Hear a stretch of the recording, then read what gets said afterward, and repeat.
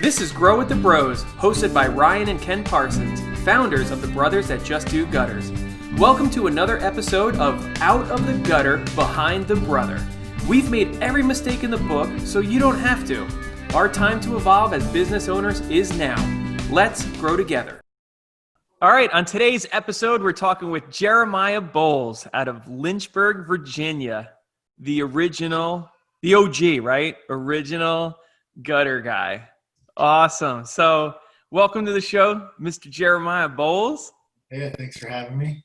Oh, no problem. So we were hoping to kind of just like reminisce a tiny bit in the beginning of how we first met and everything. And I remember it was Thanksgiving 2009?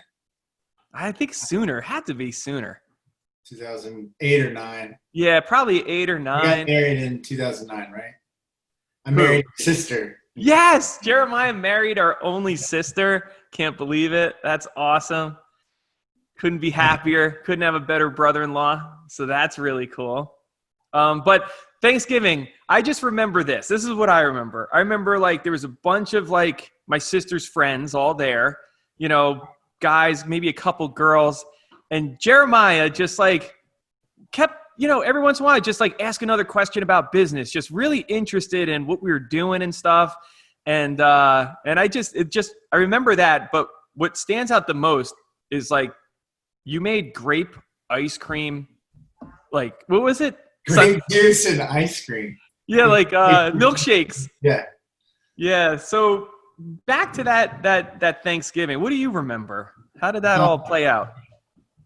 So I was it was during a time where I was pursuing Becca, and I remember coming in, and I'm like, oh, the family's in town, they got kids, and I had I'm a big cartoon guy, love cartoons, so I brought cartoons for Kenny's kids, and I was like, all right, well, I'm gonna try and do my best here, right? Yeah. And brought over milkshakes, and I wasn't really friends with the other friends that were there. I didn't hang out with them, but I knew them from college. Yeah.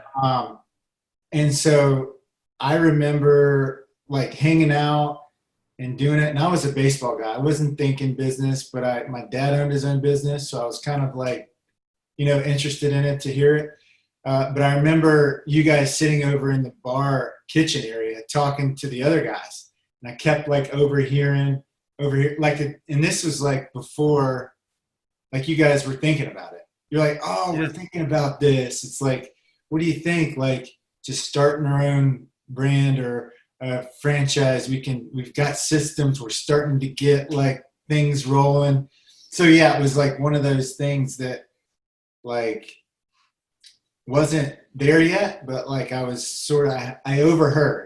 Yeah, yeah. Oh, so you guys do girders, and then just started asking questions, and so I was sort of the outcast of that group. I was a baseball guy that was 80 hours a week. You didn't really have much social light during that time. Yeah. And at that point, I think you were the only one that knew you were pursuing my sister, right? I don't even know if she knew or we knew. Not really, because we were such friends in college. You know what I mean? We were friends in college. Man, I knew it when he showed up with all those videos and all that stuff. He's man, all those other guys that were there showed up with nothing. I said something to Jody. I said, see that guy? He's got something for Rebecca. Guarantee it. Nice. Oh, that's awesome. And I'm really bad at remembering things, but I remember it was either before that or right after that. I remember taking my sister out on sales calls with me in New York. She was thinking about selling her house and moving back to New York because college was done and nothing was really happening, and she wanted to get out of the job she was doing. So I don't remember. I'm guessing that was maybe before that or after that. But you finally swooping in there, making your move, had her stay because she was getting ready to, come learn the family business. I remember training her, taking her on estimates. Does anyone remember that? Yeah. Yeah, I remember she was she actually had to take a day off of work because she had some anxiety because she told everybody she was moving back. She was going to work for her brothers doing sales. And and she came by the baseball house at Liberty, and I was on the field getting ready for practice, and she's like, "Hey, I'm moving back to New York," and I'm like, "What? Moving back to New York?" And I had some I had a girl I was dating at the time down in Georgia, and I'm like, it really made me move. Okay, this is the girl that I want, the girl that God has for me. Yeah. And I'm like, I gotta move. I gotta, because I was procrastinating the whole thing, And so then, I was like, you can't move, blah, blah, blah. And so then, it went so fast after that. Yeah. So you had to get off your butt. You had to make it known that you were serious, huh? Yep. And then dated for 8 months, and then surprised her. Kenny came and got me at the airport to propose to her 10 months later. That was a fun ride. Almost died. I remember that. That was right at Mom and Nick's house, right? Yeah. We were parked on the side of the road. Oh my gosh, how awesome! Oh, he was in that little that Green Hornet. The Honda Civic with all spare tires on it, going 90 miles an hour. Holy crap! All donuts. Oh my gosh, that's a whole other podcast. We could really go down this path, which is fun. I love this, but I don't know if everyone else loves it as much as us. So yeah, that's so crazy. I remember you were actually selling Christmas trees. I think we went and stopped by. You were hustling, selling some Christmas trees out of a parking lot. Same weekend, maybe. I forgot about that. Yeah, there's downtime, the kids when college baseball kids go away, so you have the whole from Thanksgiving to New Year's to do nothing, and so I earned some extra cash. Wow. Christmas trees. All right, so now I don't remember exactly the order of things, but at some point, we decided, and you were kind of in career transition. So let's kind of hop into when we actually pulled the trigger. I know it went from curiosity to actually doing this thing, and we were nowhere close to a franchise or having it all figured out. But just discuss your experience a little bit prior to Brothers Gutters. What exactly were you doing, and then how did that lead into what we ended up doing? So during that period of, we were getting married. We weren't married yet. So I think it was planned. So during the summer, if you're a college baseball coach, you're looking for a job, or you're looking for a different job, or more paying job, or, there's a lot of movement in college coaching. And so I had, there was a position open in Brown University, and I did a phone interview. The previous coach that I worked for had a tie with him. They were college roommates or buddies. Mm-hmm. And basically offered me the job. It was a Brown University's unlimited recruiting budget. So there's a lot of travel, you got to get in a plane and you got to drive, across the country to see a kid. Your family life isn't that great. Okay. As far as recruiting, they wanted me to be a recruiting coordinator. And plus it was in I think Providence, Rhode Island. And so the cost of living there was pretty high. Yep. And Lynchburg's kind of low cost of living. So Becca had a really awesome job doing pharmaceutical sales. And it was a point in time where I had the entrepreneur spirit. You know what I mean? It was just kind of I was never really good at having a boss. So the only way to fix that is to be the boss. Yep. So, I was teachable, and coachable, but I wasn't if I was in something and somebody told me something different, and I'm well, I have 30 hours into this, that's wrong. Yeah. I mean, that's what typical would happen. Yeah. But I was you know what? What do you think your brothers were talking about doing it in the future? What do you think we're do the guinea pig? You know what I mean? So, I think I don't remember the first conversation. I wish I did. If, hey, what do you guys think about, start, you know what I mean? I don't remember that, but I know that I'm like, Becca was like, hey, why don't you just do the brothers, just the gutters down here? And I'm like, all right, sure. It was kind of like, See, she could sell gutters. yeah, Look at that. she sold franchise, but it happened so fast. Like whenever I just, like maybe a 24-hour decision. Yeah, we're doing this. Let's go. And so it was like, I went up there and we trained for like, I think we trained for like 2 or 3 weeks. I mean, we're known for our legendary training. Yes. I mean, tell us about how well you were trained.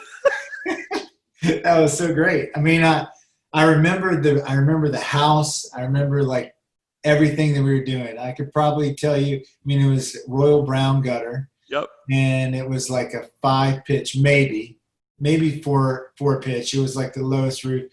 And it's just me and Kenny and I think I was filming, I think. Filming, and then Joe was there. And then we were like, hey, I want you to carry this 50-foot cutter up the ladder. I'm like, what? But I eventually chickened out of that. But Kenny carried it up, and he's like, yeah, just hang that, just help hold this side. And I remember I was like as far away from the edge as possible, and I'm like sweating bullets, and like, what, are we done with this yet?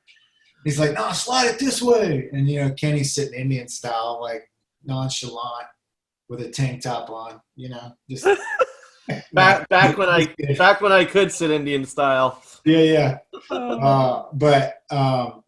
out in the field training, went out on a few estimates. The estimate part was a lot easier at that time because there wasn't much technology. It was paper. Yeah.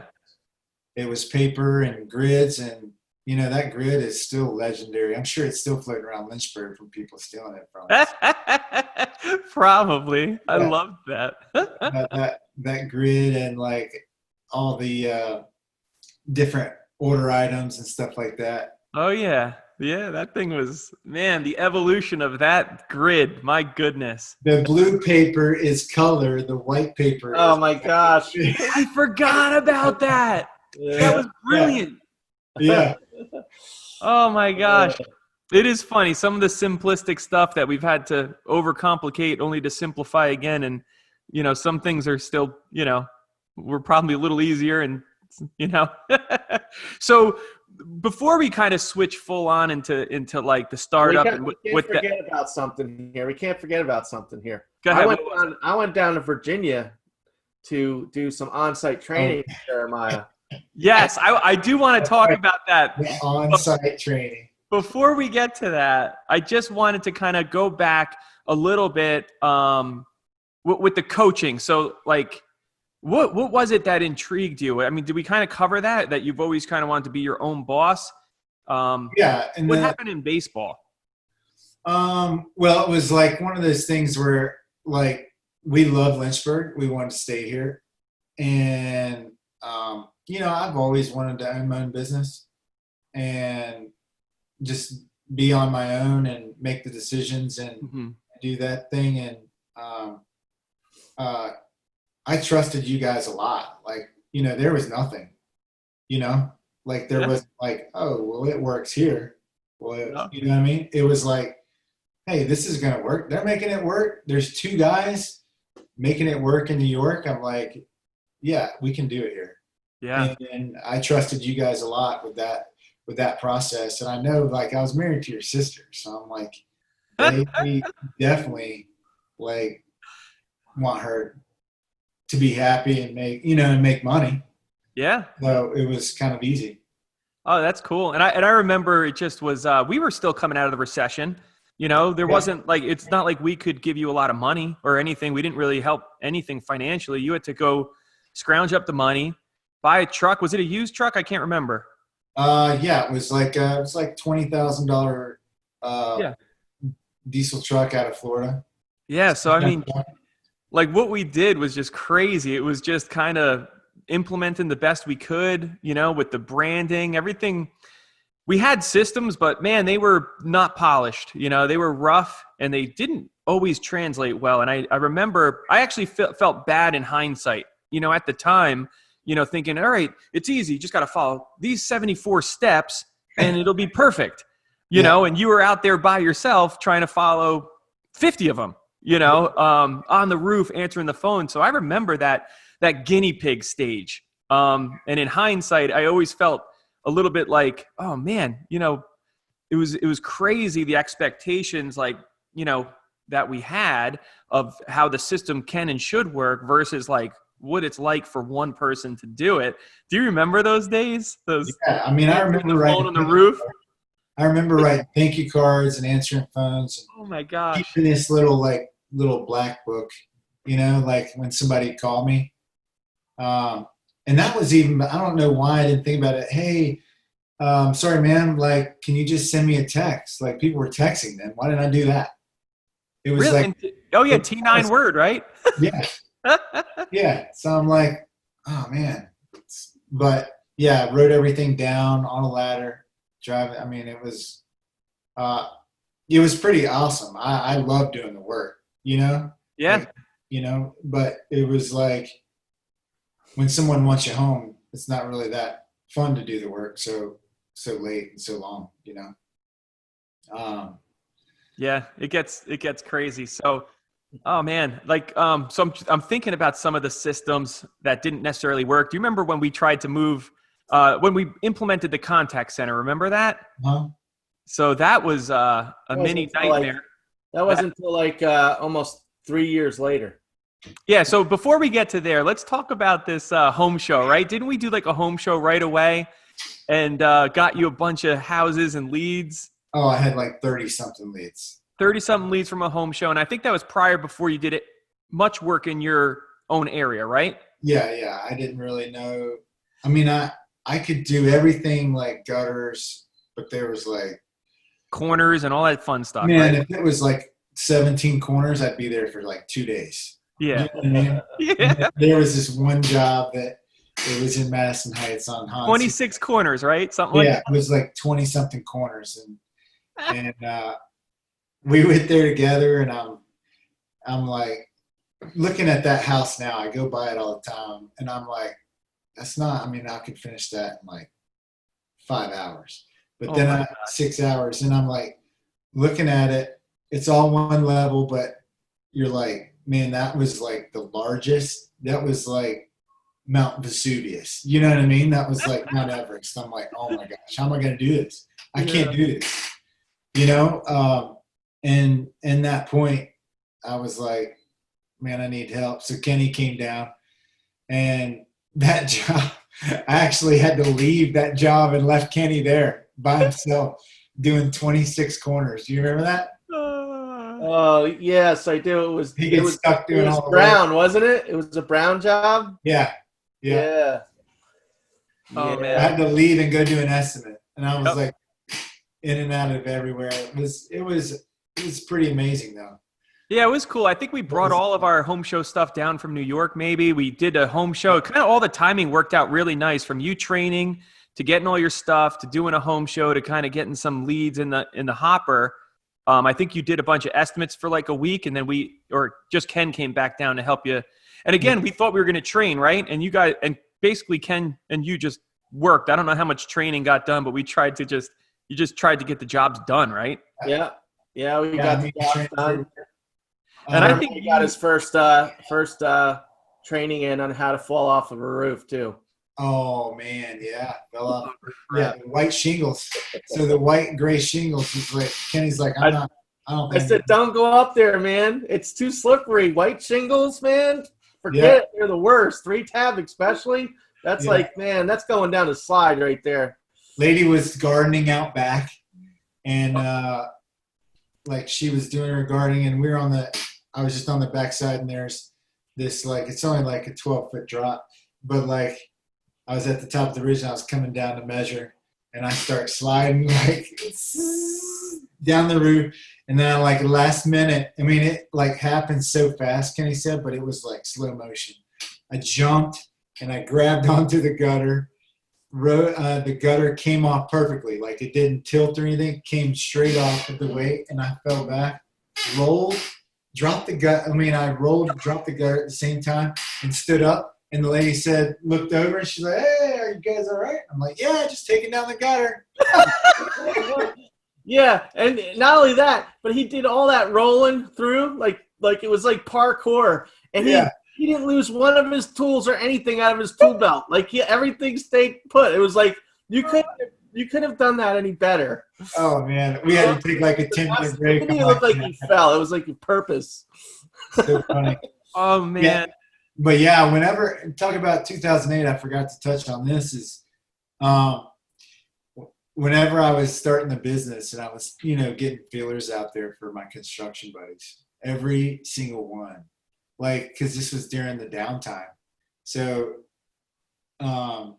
they had seen it really good. They'd been in business already for a long time. And then they were like, man, you do not need to go into business. Like, this is not the time. Don't do it. Yep. Don't do it. Like, you can't make a living in business right now. Like in construction, because that was when the bubble barked, like right on the tail end of it. Yep. And I'm like, what better way to come in to construction not knowing what's good or what's bad, right? Yeah, for sure, man. I remember one of the big competitors, they basically said to one of your mutual buddies, they'll be in and out of business within a year, right? Yeah. Something like that. Do you remember that?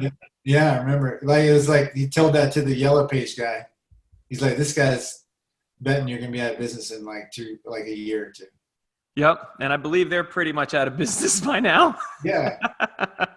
Not that we wish that on anybody. So funny that's the same thing that somebody said to me too when I first started my business.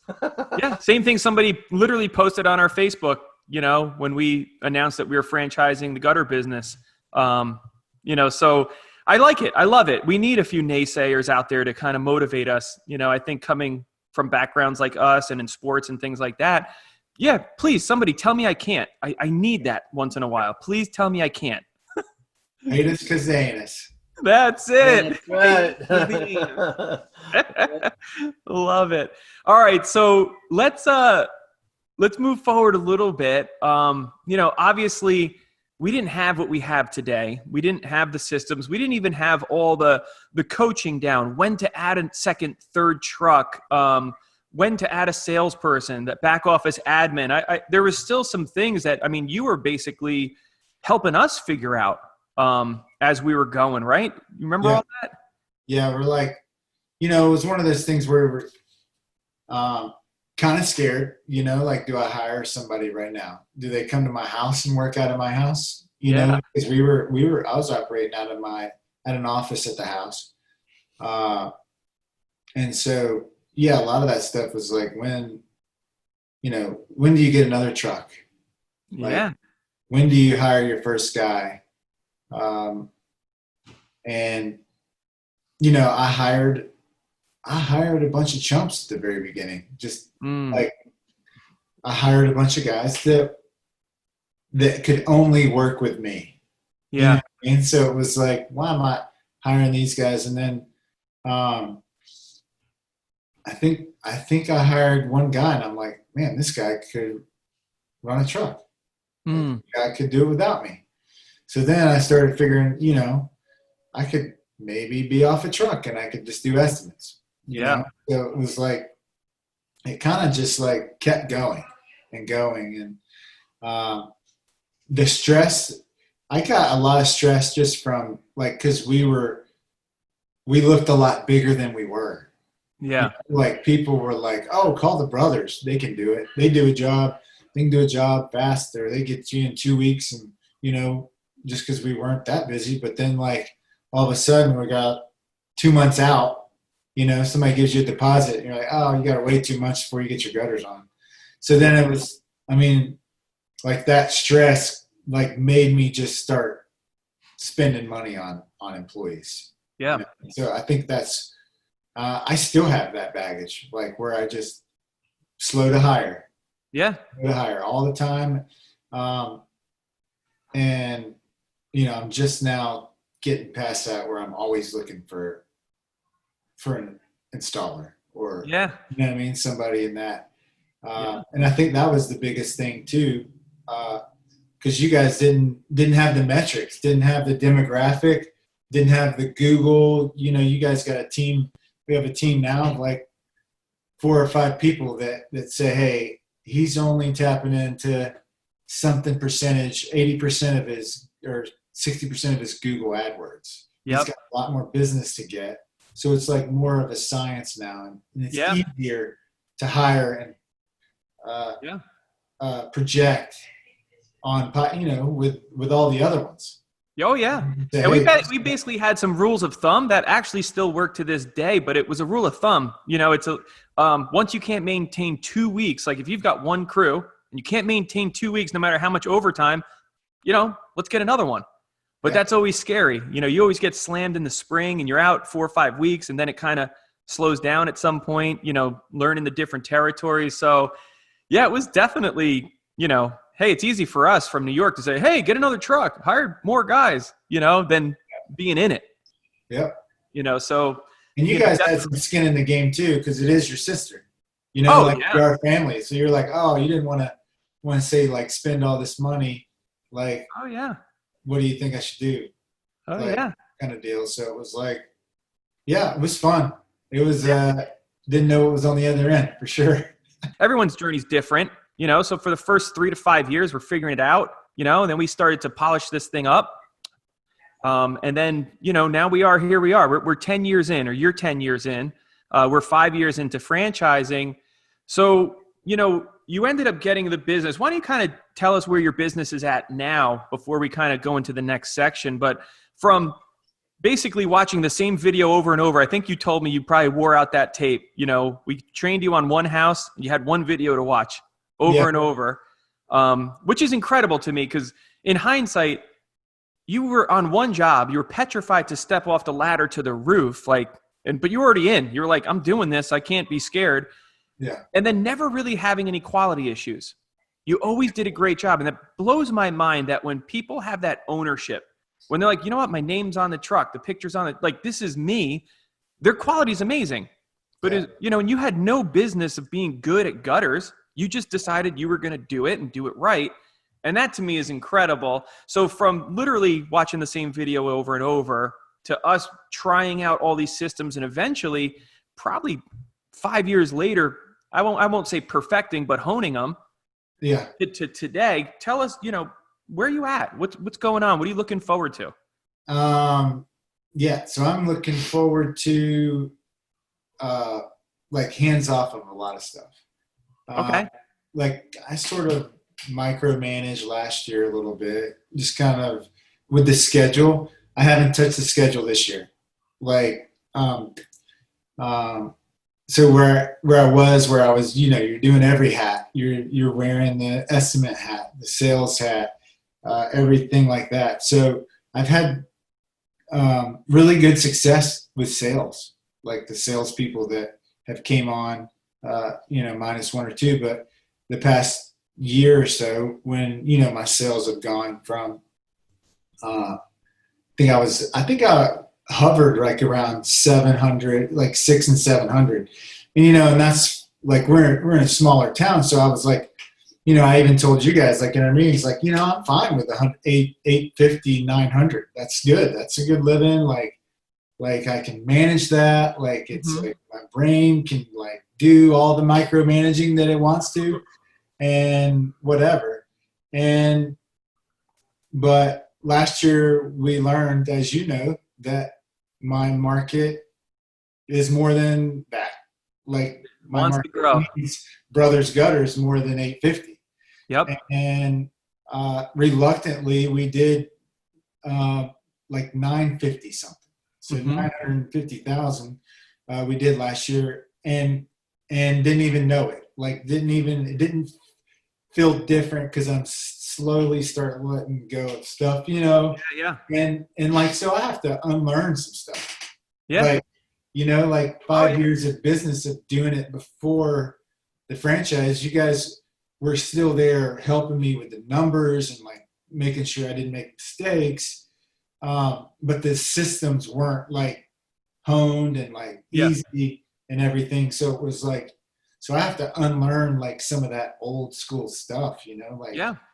And when we say or things like, habits, bad when we habits. say, no, I hear you. And when we say things like it's easier to run a 5-truck company than a 2-truck company, like that's something that I think probably hits your brain with resistance. But I think Yeah. at this point, you're like, I think they're right. Yeah. Yeah. It's easier. If somebody calls and they have a problem, you have flexibility like in the schedule to send a guy. So that's less stress on everybody, and the only thing different that I did was the shop guy. I really hated ordering material, all the little bitty elbows, all the stuff, the different colors. Like it was a night, like you could not just like sit down for 30 minutes and order for the week. It was impossible. Yeah. And so, once I hired a shop guy, veteran Army guy who just is very meticulous. And he does a great job of ordering material and like, I don't have to, you start letting go. I'm like, oh man, he's doing a good job of this. So, during that time, this is probably I've probably grown the most as a person in the last 3 years, just like a business owner person, just like learning how to keep my hands out of stuff, let people fail, let people learn, training. And so now I can, I was able to focus on like buying a shop, buying getting some like real concrete, like, you rent a place, you're like, man, do you put $100,000 into a place, that you're renting, Yeah. and I didn't really have that kind of cash. So I was like, well, I finally got enough cash. So I bought a place for our office. So we got a concrete, like staple place right off of an awesome intersection, like crazy intersection. You can't, I didn't realize how busy it was till I started working the land over there and working over there. And so now we're about to pave a parking lot there and build a 30 by 30 shed to hold our quills and stuff. So, it's going from where it was to where it is now, like since the systems and, breaking some bad habits and unlearning some stuff, like it's slowly like, and I'm learning a lot from the other franchises too.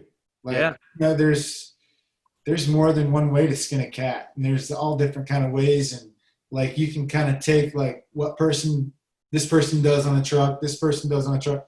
All right. So I apply it to your demographic or how your roads are, how how are you working in tight neighborhoods and like one-way streets and stuff like that. So it's kind of cool to see all the other franchises doing the systems in modified demographics. I look at it like, there's a recipe how to bake the cake, but how you decorate it, how tall you make it, how wide, there's all these different ways to make it your own. But the fundamentals of the ingredients are solid, they're proven, and I love that. And just like what you said, I love the flavor that some of the different locations all add. So that's pretty cool. So I want to talk about, at this point, you're the biggest referrer of new franchisees. So for people see what you are, they meet you, they see whatever they see. I want you to kind of talk about it. That you're a big part of people validating whether they've ever met you or you've brought them to us yourself.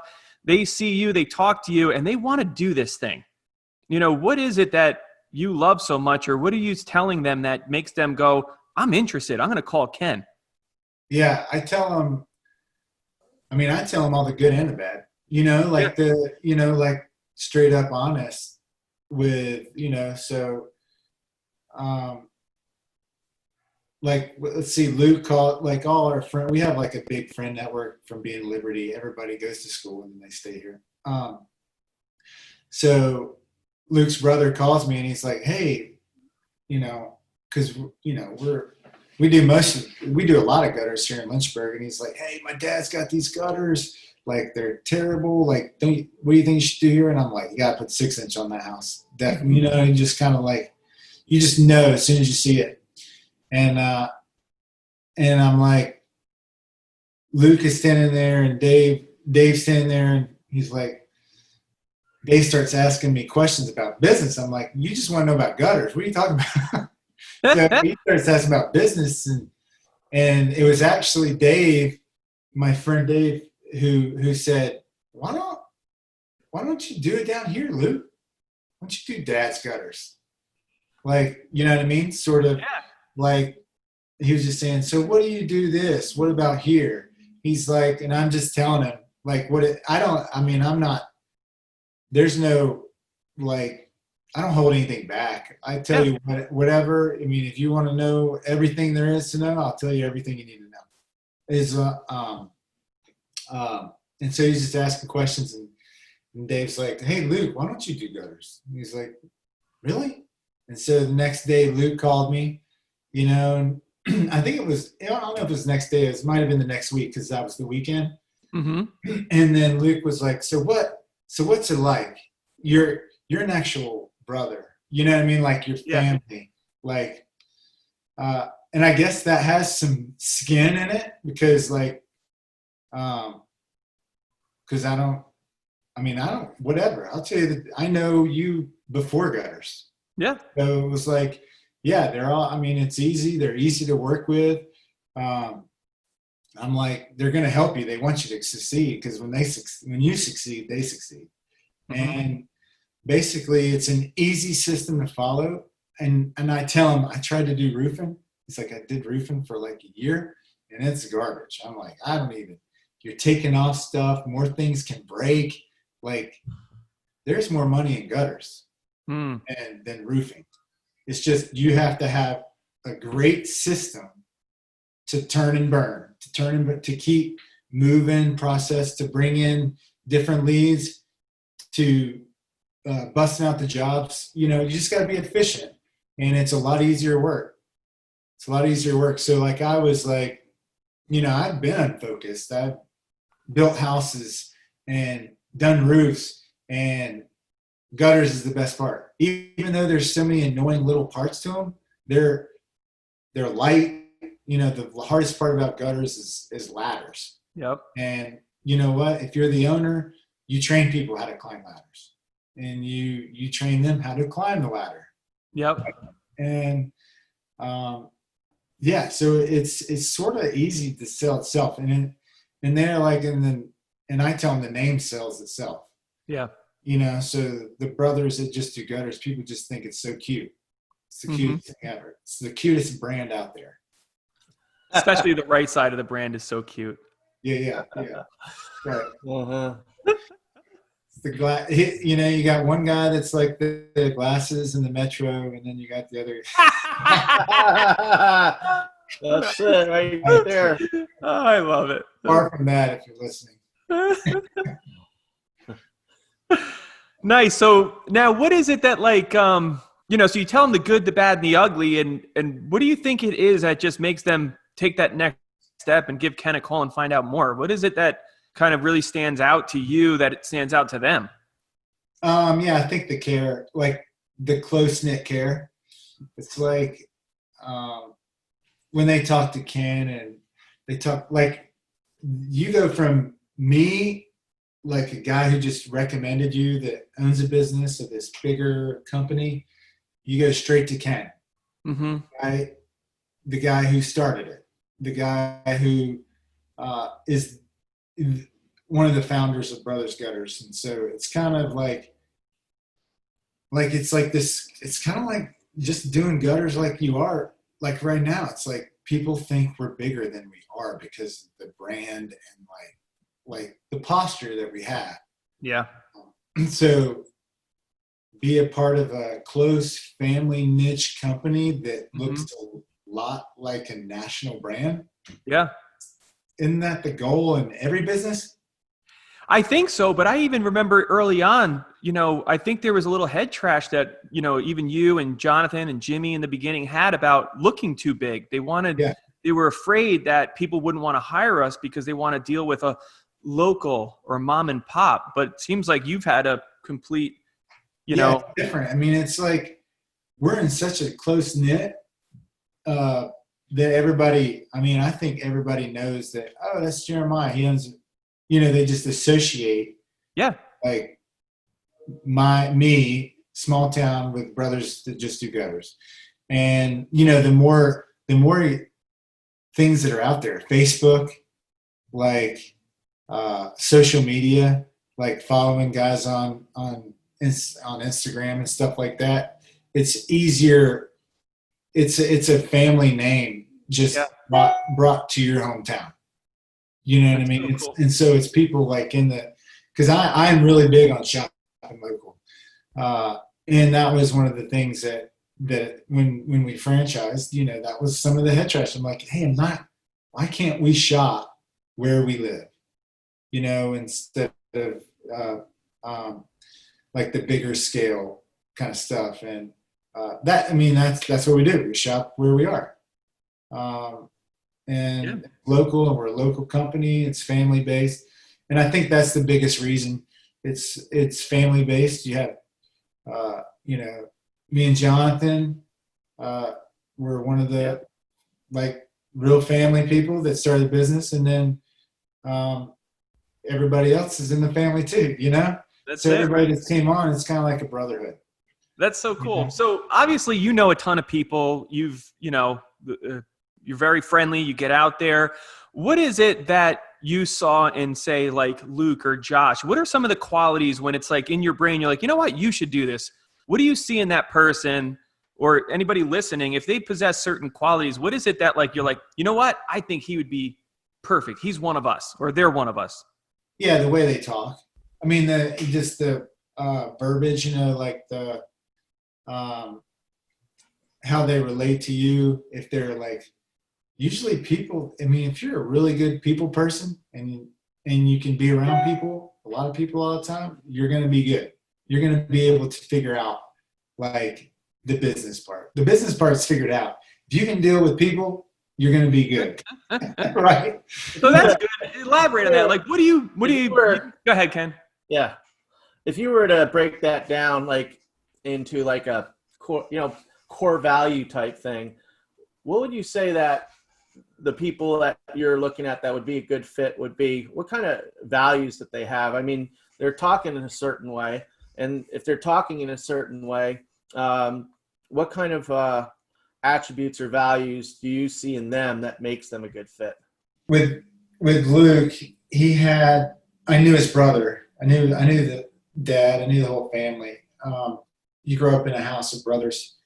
You learn about adversity, battling through disagreements, arguments, anything like that. And you could see like there was just like a higher moral code with them. And just talking to them, you knew that they worked hard. They had like a strong work ethic. And then with Josh, I knew his sister from church, and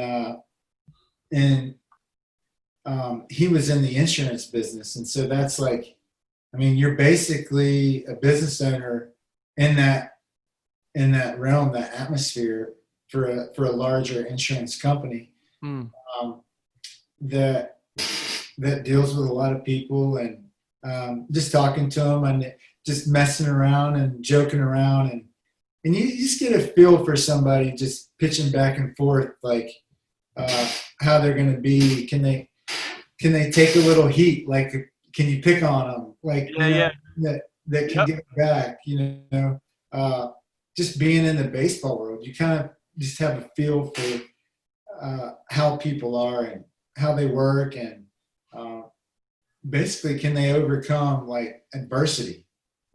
That's probably one of the biggest things in business is when everyone's telling you no, can you say yes and make it happen? Yeah. because there's a lot of obstacles in every aspect of business. And can you say yes and push through and make it happen? And that and those guys, you could just tell, like in their voice, like in how they are, they're able to do that. That's cool. I pretty much like most of the franchisees, like, or just in general, within the first 2 minutes, like typically after they talk with Ken and all that, then they're like kind of serious. They're like, you know what, I'm going to come to New York and check it out. And we'll typically go out to dinner. And it's so funny that within 2 minutes, like these are people that I would literally right then and there invite them and their family to our house for a barbecue, go swimming. Like I feel that immediate, like we are of the same type of values and we're the same type of people. And even at the conference, you probably felt it, like people that you probably haven't met face to face, but there's just an instant camaraderie. Yeah. And it's hard to place a finger on it, but when it's there, it's there. And it's like, yeah, this is right.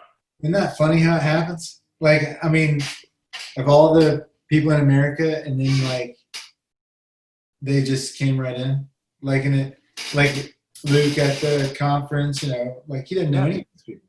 Like a lot of the people were like, Peter and Jimmy are brothers, but like they worked together. Mm-hmm. James, they've worked together, and then between, all the other guys, Jerry, Nathan, and Luke, like how they all just kind of like, you're like, what? And you guys just know each other? What? Yeah, it seems like what you just said there. To add to that, it seems like when things click like that, it's like it feels like you've known that person for like your whole life. Yeah. And that's when you know it's a good fit. It's that feeling right there is the way I think that you could describe, especially at our last conference. What I described, that brotherhood that you said about earlier, was, look at all these guys in here. It's like they grew up playing wiffle ball in the backyard with each other, or dodgeball.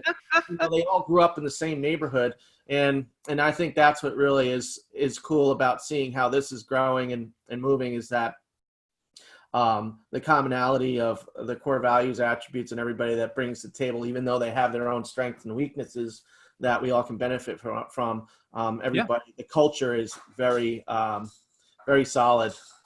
Yeah, it's really awesome. Like when you get those people around and they all have the same goal, like everybody's in it for the same reason.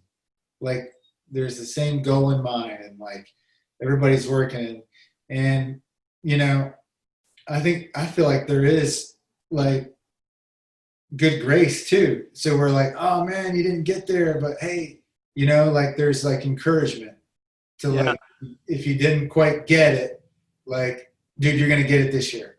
You're going to do it. You know what I mean? Or like, it's kind of fun. Oh, it's so fun. And I'm sure it's even more fun now. I mean, when it was just you and Jonathan, and, I think that had, there was a flavor there that was cool and unique and stuff. But now, with a bunch, it's way different. Yeah. But I don't think it's bad. I don't think it's like too big. There's lost that personal touch. I think it's only getting better, and more people adding to kind of, the idea machine. Yeah. Yep. Yeah. And I was like texting Luke, I think it was like 2 weeks ago. He's like, man, I'm like, I can't let a guy in his first year beat me in my 10th. I'm like, crazy. It's kind of fun like that. I'm like, kind of embarrassed, but kind of happy for him. Yeah, no, it's like you want the best for him, but you just want to be a little bit better. I'm like, hey, get my crap together. Hey, man, shoot. I feel the same thing. People are coming for the flagship location, before you know it, it's no longer going to be the top money producer. There's already a few metrics that we're getting, that New York is getting beat on. And it's awesome. I love it. I think it just, rising tides, wait, what do you say all the time, Ken? Raise all ships. Raise all ships. So let's just, real quick, I think we kind of covered this. But, you talked about your arc and you having to unlearn some stuff and, to get through some of the stuff. So your growth, was there anything, that from your previous life, being a baseball coach and being an athlete and all that, like what translated into some of the good things, let's talk about that first. Was there any transferable skills that you had that you really think help you in business today? Training, the training part, because all you do is, yeah. And it's not so much as like directing people. It's like being there next to them and kind of, I know we were big on the no show, do review, but like just if you're there, they feel more comfortable because if they mess up, you can fix it. You know what I mean? So like when you're fixing a baseball swing, like a lot of times you don't say a word. You're just putting the ball on the tee and you're the accountability there, putting the ball on the tee, helping them with their swing. Now you might make an adjustment here or there, but you're not changing somebody's swing. They played baseball their whole life. So like just in the field when they're doing stuff like little things like, hey, try this.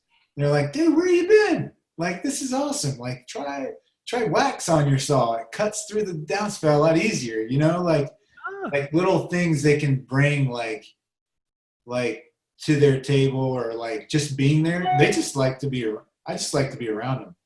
It's kind of like baseball. You just hang out, goof off, but have fun and get it done.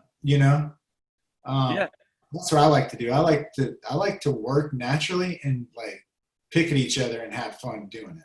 Like that's like a good time because you feel like you're accomplishing something, but then like, I'm sure we've done that more than enough times. Oh yeah. No, that's fun. Go ahead.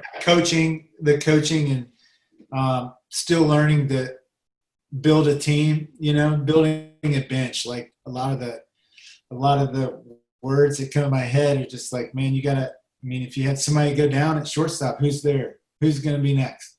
Like, I gotta hire another shortstop. I need to hire a shortstop to sit on the bench, maybe pinch hit and play second. Yeah. Like the pitcher in the bullpen, right? Who's on deck? You got to have a bullpen. You got to have people on deck. You got to, and today, before we started recording the call, I was like, I had a guy call out, so one of my other guys on vacation. So I got a guy on a 5-day vacation and then a guy called out with an ankle. So, and here you are goofing off with us on a podcast. That's right. Make it work. Yep. So they have a little bit heavier schedule on one truck with 3 guys. Yep. No, and that's it. And you got to pivot. And I just, some of the things that have impressed me over the years is, every once in a while you'll call me up and say you had like this issue and here's what you said to the person. And I wish I recorded these, every once in a while you'll call me up and say, hey, this is what I did. It's like the best coaching I've ever heard. Like the way your mind processes an issue and how to deal with it with the person. And I love it. Like when you put your coach hat on, there's nobody better. It is unbelievable what you're able to do. And to see the respect your team has always had for you and like how they'll do anything for you. Like, man, it is what you do that is hard to translate and probably comes from that coaching world. It's incredible. I love that. So sometimes my mouth can't catch up with my brain. Yeah, I don't know what you're talking about, Jeremiah. I've never heard a long, awkward silence on any of our calls. Yeah, seriously. I was like, man, I got some good thoughts. And just, man, my mouth doesn't move fast enough. that Georgia slow talk. That's why. That's how I sold them. I talked my Georgia slow twang, and they're like, if this guy can run a business, I can. Oh, that's awesome. Jeremiah calling me up. I call up Jeremiah. Hey, Jeremiah, how's it going? Well, I'm sitting here waiting. Okay, what? Yeah. But it's always good when it comes out. Yeah. So I'm going to put you on the spot. We're in 2020. You've kind of, you've gotten through a lot of the head trash. Your business wants to grow in your area. You've dabbled in from building homes to you've seen if working can doing some roofing. What do you see next 5 years? Like right now, where you're at, and then it's 2025. You're back on this podcast. We're, What do you think your business is going to look like in 5 years? Man, it's going to be so efficient. It's going to, like, that's the thing I'm trying to focus on in this season of my business is efficiency. Like down to where we can be inefficient at like hanging out, like in the mornings and like in the afternoons. Like I just picture us being so efficient we can be inefficient. Does that make sense? And it doesn't hurt you. It doesn't hurt me. Like the people get done.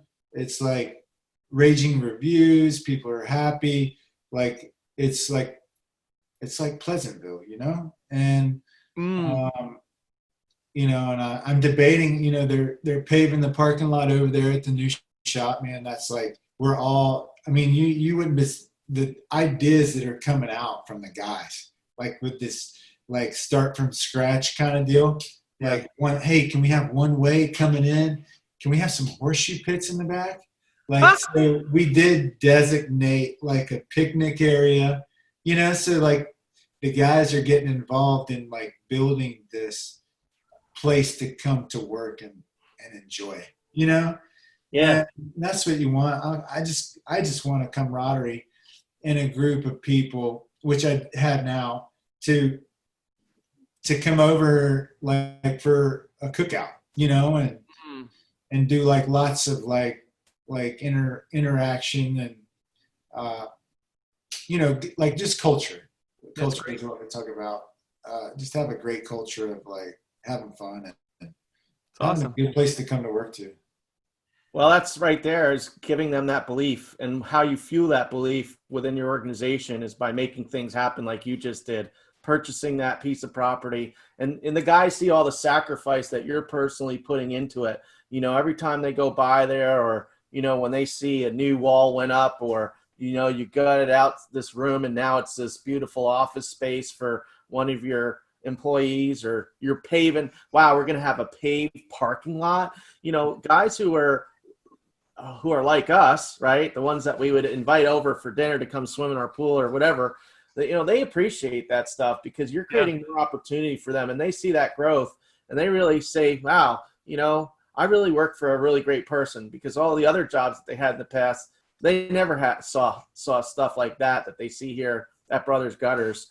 And I think that's awesome that the growth that you're having, it's just going to continue to attract great people to come work for you. And it's going to definitely be awesome in 5 years to see how much change goes on. So much has happened in the last 10 that you've been able to accomplish and do. So it's great. Can't believe it's been 10 years.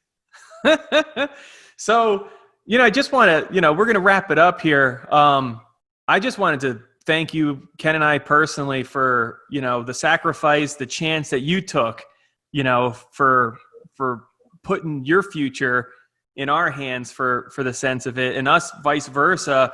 This had to work. We had to make sure that we had something that could be duplicable in order to get other people to buy a franchise. And you were huge and pivotal in us being able to do things, to try it. And I love what you said about like earlier on, like you didn't want to have a boss, so owning your own business, was the next thing. And some of the pushback that you gave us early on, like about systems, and not in a bad way, like made us really have to hone them. Like we had 4 points of data entry at one point, from a Google Calendar to an editable PDF to a piece of paper. I remember that. Oh, and man, and then you got to move it over to the Dropbox folder.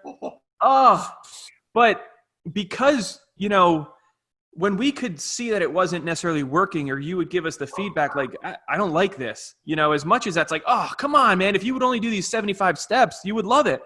Yeah. That kind of stuff really helped us be better, really helped us look at the systems, not dumb it down, but simplify, like get rid of like 10 more steps. Like, how do we then get it closer and closer and closer? So that has been so appreciative. And you just being an advocate for our brand, and how much you just contribute. Like we have an owner's Slack feed, and I love that you're on it. You definitely, stoke the culture of the franchise, which is not easy. So there's so much that you do and contribute, and we definitely wouldn't be where we are if you didn't sacrifice or have some of those painful years with us just trying to get to the other side. So just wanted to say how much I appreciate you. Thanks. I appreciate it too. Took a chance on a young, Southern kid, right? Yep. So it's funny. Yep. And it was like, sure, let's do it. It's kind of like, it just happened, Yeah. It was I remember getting a call, as soon as I decided, I think I got a call 2 days later from Jonathan. Jonathan's like, you doing this? We doing this? Let's do it. Because I think he was on the fence. And then I think when somebody jumped, he's like, I'm in too. Let's do it. Yeah. It's kind of fun. Yeah. It was crazy. And you guys definitely, you're the original guys. You're the part of the story, part of the foundation of us doing what we're doing. The OGs. The OGs. I love it. Nice.